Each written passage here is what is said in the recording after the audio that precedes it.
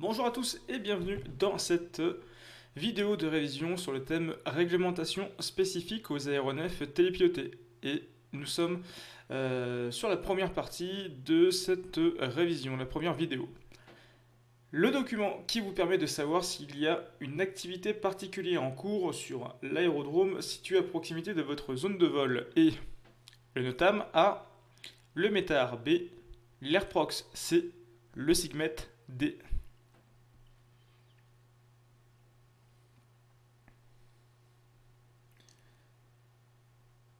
Donc, comme on a pu le voir sur d'autres vidéos, notamment euh, le document ou en tout cas la publication aéronautique qui va nous permettre de savoir si nous avons une activité particulière sur l'aérodrome à proximité de notre zone de vol ou un quelconque danger ou d'ailleurs une zone fermée temporairement, un espace aérien fermé temporairement par exemple, c'est bien le NOTAM. La réponse A. Donc notable de Notice to Airmen. Le METAR, c'est la publication de météo, donc l'observation de la météo à l'instant T sur un aérodrome. L'AirProx, c'est un incident en vol qui est attrait à un rapprochement dangereux entre deux aéronefs en vol, ou au sol d'ailleurs, les deux sont possibles. Et le SIGMET, c'est un phénomène météo dangereux dans une Fly Information Region, donc dans une zone, dans une région d'information de vol.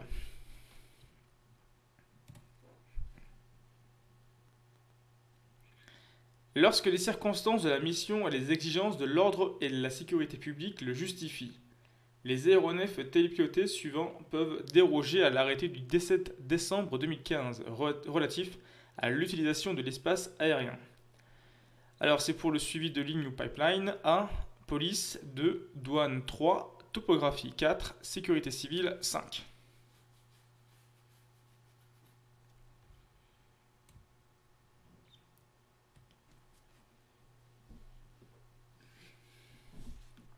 Alors, qui peut, en outre, euh, voler sans forcément respecter les règles écrites dans le texte du 17 décembre 2015? Tous ceux dont la mission le justifie. Et par là, on entend du coup la police, les douanes et la sécurité civile. Donc toutes on va dire les instances de l'État qui pourraient être amenées à effectuer des missions dans le cadre dans le cadre de leur fonction. Donc la 2, la 3 et la 5. La réponse est. Alors on va s'appuyer un peu sur le cours. Donc dans les scénarios, ici, il faut vraiment que ce soit justifié. Un contrôle routier, par exemple, c'est pas vraiment une mission que pourrait justifier la police pour déroger aux règles. Par contre, une prise d'otage, là oui, bien entendu. Ou pour les sapeurs-pompiers, un incendie, un feu de forêt ou autre, là également, on pourrait déroger aux règles, alors qu'une visite de prévention incendie, pour faire des plans notamment, c'est pas quelque chose pour lequel on pourrait déroger aux règles. Donc la dérogation aux règles, dans le cadre d'aéronefs utilisés pour le compte de l'État, dans le cadre de missions de secours, de sauvetage, de douane, de police ou de sécurité civile, il est possible de s'affranchir de certaines dispositions des arrêtés de 2015. Voilà. Donc là, comme c'est marqué, lorsque les circonstances de la mission et les exigences de l'ordre et de la sécurité publique le justifient. En outre, c'est vraiment une mission à caractère urgente. Je vais garder. Hop.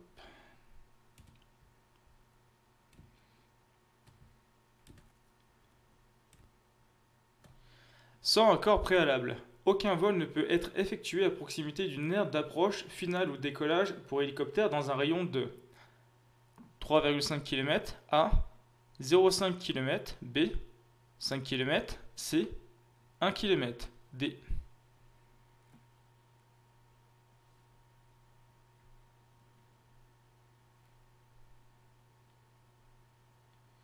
Alors, normalement, pour ce type de question, dans la théorie, vous ne devez pas apprendre par cœur les différents paramètres de distance par rapport à une piste, notamment, ou une aire de décollage, d'atterrissage d'hélicoptère.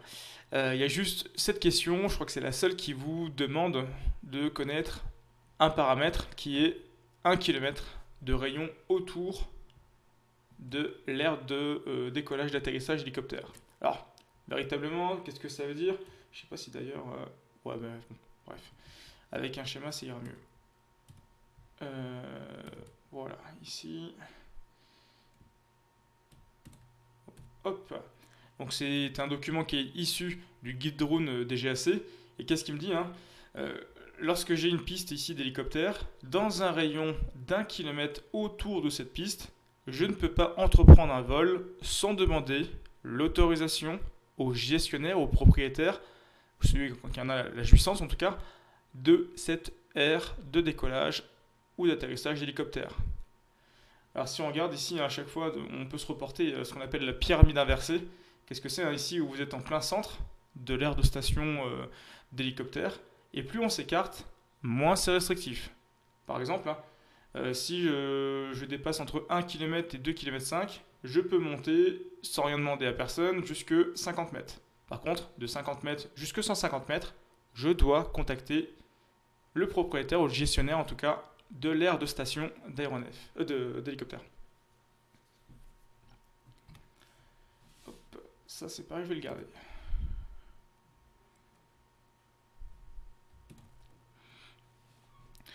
Les exigences de hauteur à respecter à proximité d'une piste se calculent par rapport à la droite perpendiculaire à l'axe de la piste, A, seulement pour les scénarios hors vue, B, en fonction de la masse de l'aéronef, C, par rapport à la droite support de l'axe de la piste, D.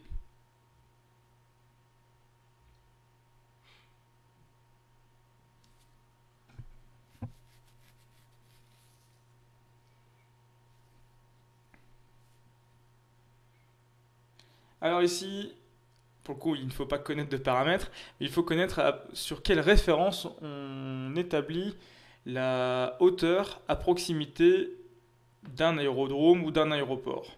Et cette référence, elle se fait par rapport à la droite support de l'axe de la piste. Donc la réponse D. Alors ça paraît un peu un terme bizarre. Ici, hop, je retourne dans le cours.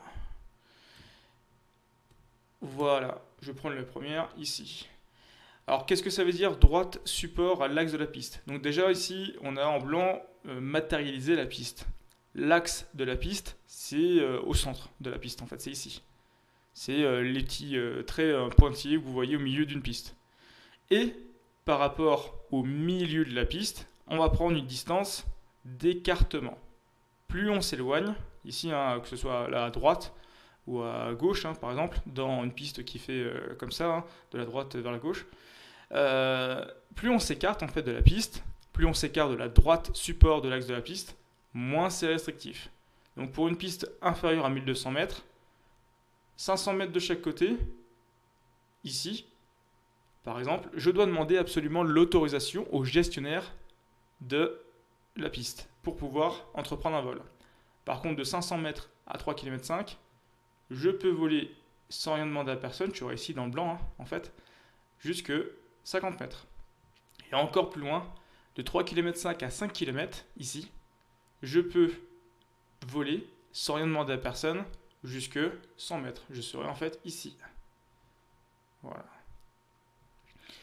Et donc je parlais hein, de l'axe de la piste, hein, droite support. Ici on a 5 km en fait par rapport à la moitié de la piste. Donc dans ce cas présent. Ce qui n'est pas forcément le cas si on prend une piste un peu plus grande, comme une piste de plus de 1200 mètres ou équipée d'une procédure ILS ou aux instruments. Cette fois-ci, hein, vous avez par rapport au seuil de piste. Donc c'est vraiment allongé en fait hein, par rapport à précédemment.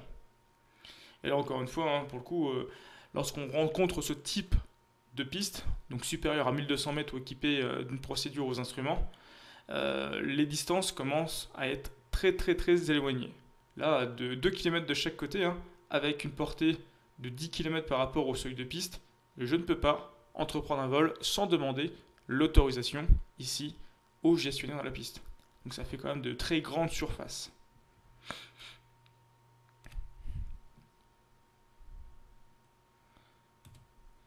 Donc là ici, la référence, la droite support à l'axe de la piste.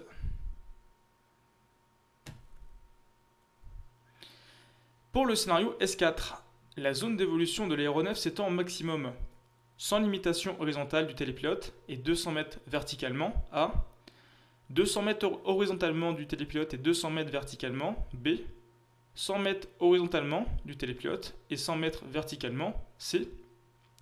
Sans limitation horizontale du télépilote et de 150 mètres verticalement. D.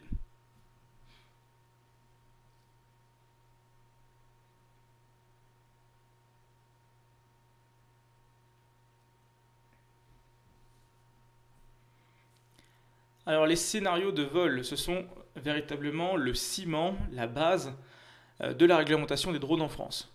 Une des premières choses à faire lorsqu'on entreprend une mission, pour la préparer en tout cas, hein, c'est de déterminer dans quel scénario on va être. C'est la raison pour laquelle il faut les connaître vraiment par cœur. Ici, le scénario 4. Si je regarde dans les cours, d'ailleurs je crois le scénario, voilà. Ici, donc je vais en mettre plutôt les 4, comme ça ici. Voilà. Donc, 2 scénarios en vue, le 1 et le 3, 2 scénarios hors vue. Donc on a une distance tellement grande qu'on aura perdu la vue directe sur l'appareil, le 2 et le 4. Donc là vous pouvez remarquer que c'est en vue, impair, et hors vue, pair. Et qu'est-ce que ça me dit pour le scénario 4? Que finalement, hein, par rapport aux autres ici, j'ai pas de distance maximum. D'ailleurs, hein, c'est marqué non défini. C'est vraiment la capacité de l'appareil en fait, hein, qui va déterminer la distance horizontale. Alors sachez que pour voler en S4, il y a beaucoup de conditions, notamment d'expérience du pilote, mais également d'homologation de machines. Et à l'heure actuelle, il n'y a pas beaucoup de machines qui peuvent, dans les conditions actuelles en France en tout cas, hein, en réglementation future européenne, qui peuvent voler en S4. Il n'y en a que 2 marques d'ailleurs actuellement en France. Donc la distance horizontale non définie est 150 mètres de haut. Donc si je reprends ici, c'est bien la réponse D.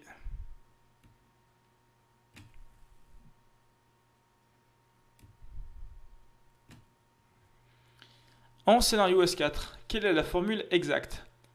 Pas de limite verticale, 1. Pas de limite horizontale, 2. Hors zone peuplée, 3. En zone peuplée, 4.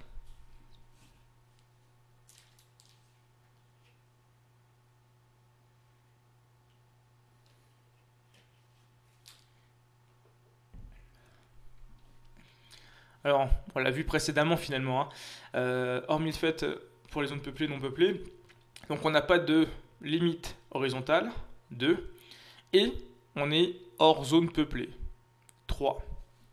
Donc 2 et 3, ce qui me donne la réponse A. Alors, toujours dans les scénarios, pour qu'on se le dise tout de suite, ici, hop, voilà.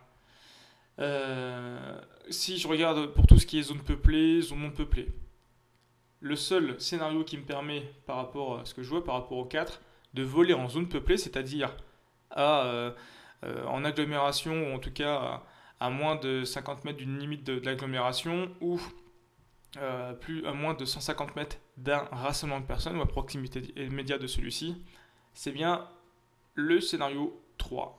C'est le seul qui me permet de voler en zone peuplée. Tout le reste, c'est forcément en zone non peuplée.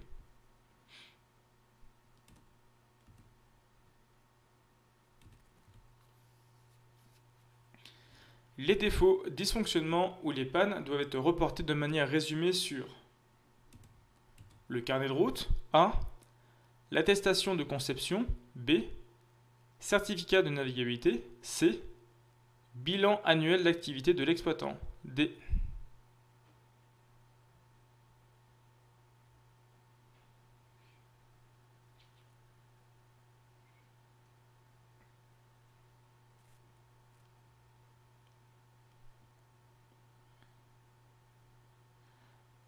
Alors ici, nous avons donc quelque chose qui nous permet de le faire. C'est une application qui s'appelle Alpha Tango. Et sur Alpha Tango, du 1er janvier au 31 janvier de l'année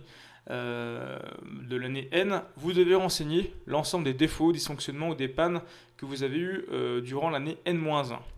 Donc si vous commencez une activité, je ne sais pas, au mois de juin, donc forcément, ça, vous n'avez pas pu le remplir parce que vous n'étiez pas vous n'étiez pas en activité à partir du mois de janvier, donc c'est normal. Par contre, l'année d'après, votre première année, vous allez commencer à passer le mois de janvier. Là, il faudra renseigner sur le bilan annuel d'activité vos différents défauts, dysfonctionnements ou pannes reportés sur l'année précédente. Donc la réponse D.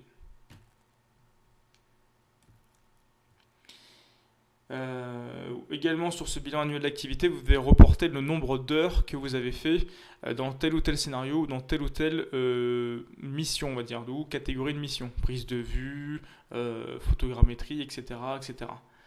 Alors sachez que donc c'est une obligation de remplir ce bilan annuel d'activité. Si vous ne le faites pas, votre numéro d'exploitant peut être retiré. Et ça sert à quoi? Ça sert juste à faire des stats, simplement. Voilà.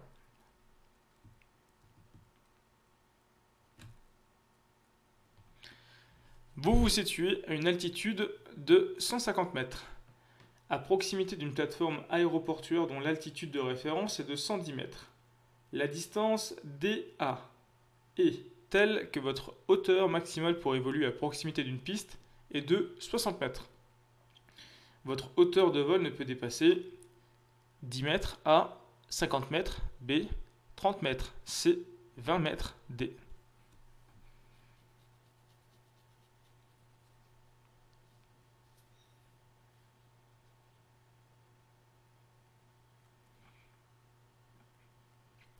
Alors, question très intéressante. Encore une fois, pour ce type de question, vous ne devez pas connaître les différents paramètres. Pour le coup, là, on vous les donne. Allons faire un petit schéma sur Paint, pour que ça parle à tout le monde. Hop. Ici, voilà. Alors, je me situe à une altitude de 150 mètres.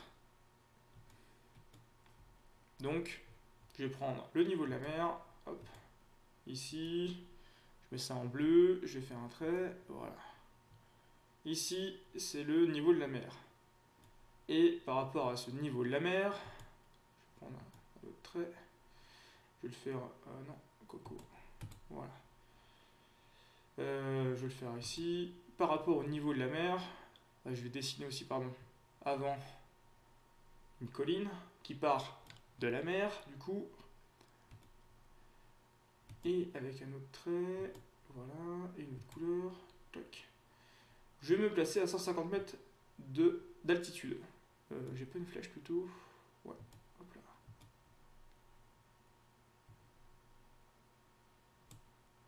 Voilà.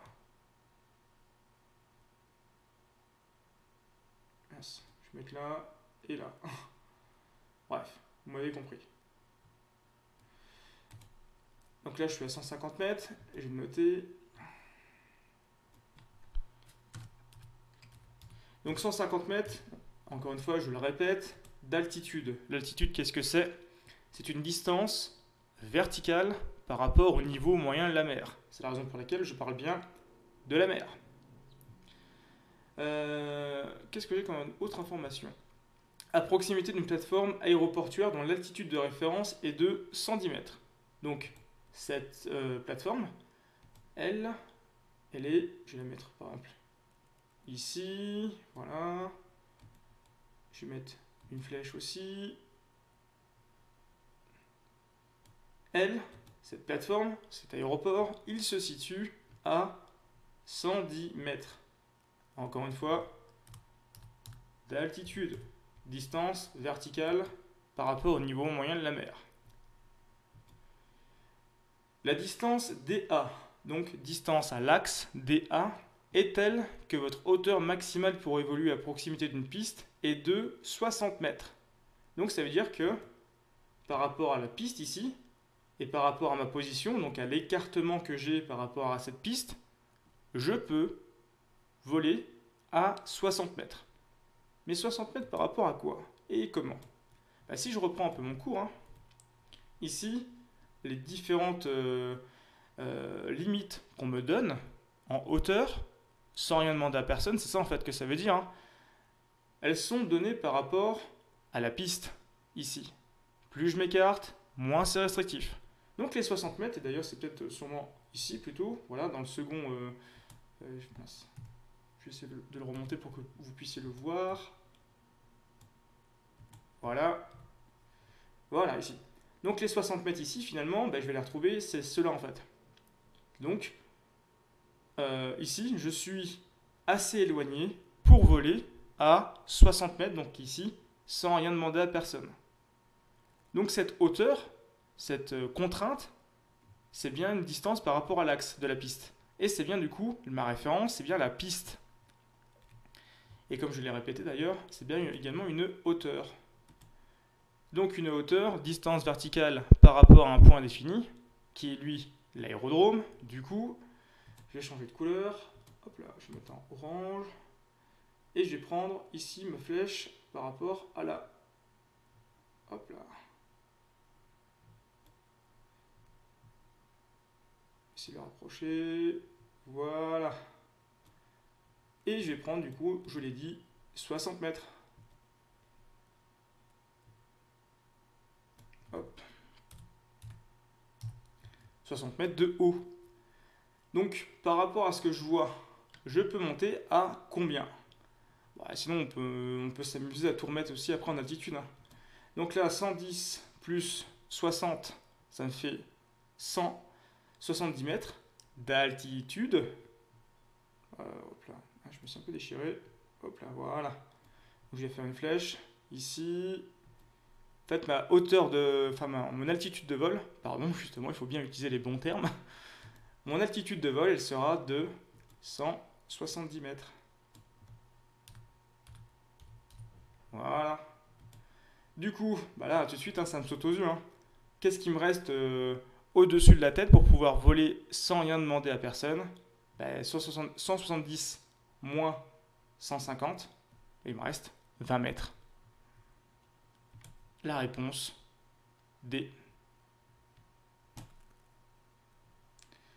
Je vais en refaire, je vous rassure.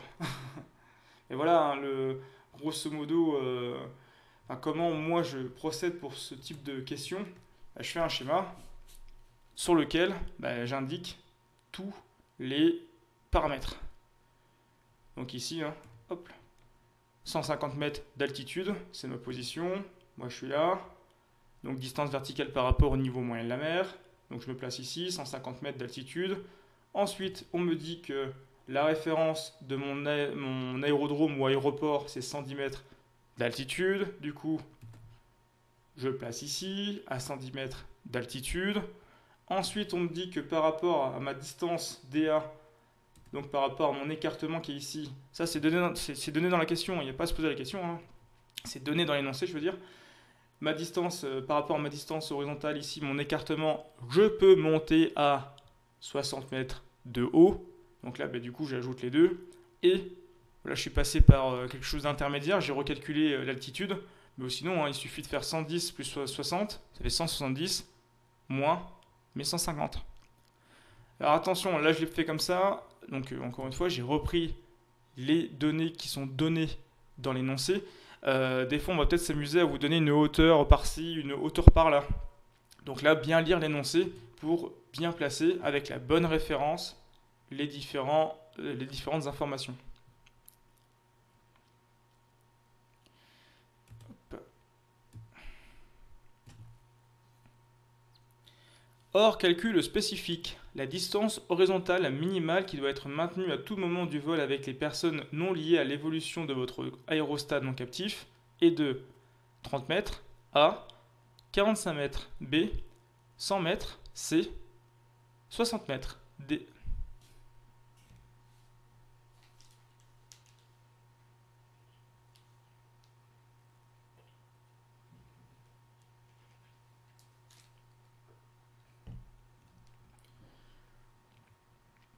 Alors sachez que pour les distances vis-à-vis des personnes, il y a deux paramètres à connaître par cœur. Et c'est toujours les mêmes. Ici, donc périmètre de sécurité, il est ici, dans voleur villa, pardon. Voilà. Non. Il était tout simplement ici, zone d'exclusion de tir. Voilà, ça c'est mieux. Alors, comment c'est donné? La distance qui est à connaître, en tout cas, hein, les deux distances qui sont à connaître, c'est 10 mètres et 30 mètres. Alors, qu'est-ce que c'est que 10 mètres? C'est la distance horizontale que vous devez toujours maintenir avec une personne qui n'est pas, en fait, qui ne fait pas partie du tournage et autres, vis-à-vis des tiers, en fait. Donc, le 10 mètres, c'est lorsque vous n'allez pas vite. Donc, si je reprends ici le schéma, hein, il y a deux paramètres qui peuvent me limiter à 10 mètres, parce que 10 mètres, c'est très peu finalement, hein. C'est la vitesse. Donc, si je ne vais pas vite, ou la hauteur. Si je ne suis pas haut, je peux rester à 10 mètres des personnes. Par contre, dès que ma vitesse augmente et dès que ma hauteur augmente, je vais passer de jusque 30 mètres. Donc 30 mètres, c'est entre guillemets la limite maximale qu'on pourrait me demander entre mon drone et une personne tiers. Donc là, on a différents caractéristiques d'entrée, du genre captif, non captif, si c'est quel poids vous avez, si c'est équipé de parachute, pas de parachute, etc., etc. Bref. On retrouve encore 10 mètres, 30 mètres. Alors, comment c'est donné, hein, cette formule? C'est donné avec justement cette formule qui intègre la vitesse, la hauteur et la gravité. C'est une formule de balistique. Grosso modo, la philosophie, c'est que plus vous allez vite, plus vous êtes haut, et potentiellement plus vous pouvez atterrir loin. Donc, si vous n'êtes pas vite ou pas haut, on peut limiter au maximum cette distance. Alors que si vous êtes rapide et que vous êtes haut, potentiellement vous pouvez atterrir très très loin. Du coup, la limite maximum, c'est 30 mètres. Voilà, donc pour retenir, hein, en S1 ou en S3, le rayon mini 30 mètres, 10 mètres, je veux dire, et le maxi 30 mètres. En S2, bon, ça je reviendrai sur une question, mais en S2, hein, sachez qu'il faut fermer toute la zone. Alors qu'en S1 ou en S3, la zone évolue avec l'évolution, la trajectoire du drone. C'est-à-dire que si mon drone est passé, je peux remettre du public derrière. Alors qu'en S2, quelle que soit la superficie, même si mon drone ne reviendra pas sur son point de départ, ou enfin sur un point en tout cas qu'il est déjà passé, je dois maintenir la zone fermée. Voilà ce que ça veut dire. Et bon, sachez que si on vous pose la question, S3, avec un drone de plus de 4 kg, le mini c'est 10, mais il n'y a pas de maximum, on applique la formule. Donc on peut retrouver des distances de sécurité un peu exotiques du type 200, 150 mètres par rapport au tiers. Pourquoi? Parce que là, il n'y a pas le maximum de 30 mètres n'existe pas en fait. Voilà. Alors, si je reprends la question. Donc, hors calcul spécifique, donc ça veut dire sans me prendre la tête, grosso modo. Quelle est la distance minimale qui doit être maintenue à tout moment du vol avec les personnes non liées à l'évolution de votre aérostat captif? Donc là, on ne m'a pas donné la vitesse ni la hauteur. Dans ce cas, je prends le cas entre guillemets le plus défavorable. Maximum qu'on pourrait me demander, c'est 30 mètres. Ah.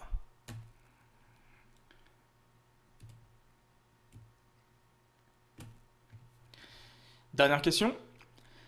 Pour un aéronef non captif en scénario S1 d'une masse inférieure à 2 kg et évoluant à une hauteur inférieure à 50 mètres, le rayon R du cercle de zone d'exclusion des tiers entourant le drone à l'instant T et au minimal de... Ça tombe bien, on vient de répondre à la question. A, 150 mètres et au maximal 300 mètres. B, 50 mètres et maximal 150 mètres. C, 15 mètres et au maximal 45 mètres. Et D, 10 mètres et au maximal 30 mètres. Donc là, on est dans le scénario S1, on a une masse inférieure à 2 kg et on évolue à une hauteur inférieure à 50 mètres. Mais, comme on l'a dit précédemment, il y en a deux à retenir, deux nombres à retenir là-dessus. En termes de distance, c'est 10 mètres et 30 mètres. La réponse D. C'est ce qu'on vient de voir ici. Voilà. Je vous remercie de votre attention et je vous dis à bientôt pour une prochaine séance de révision.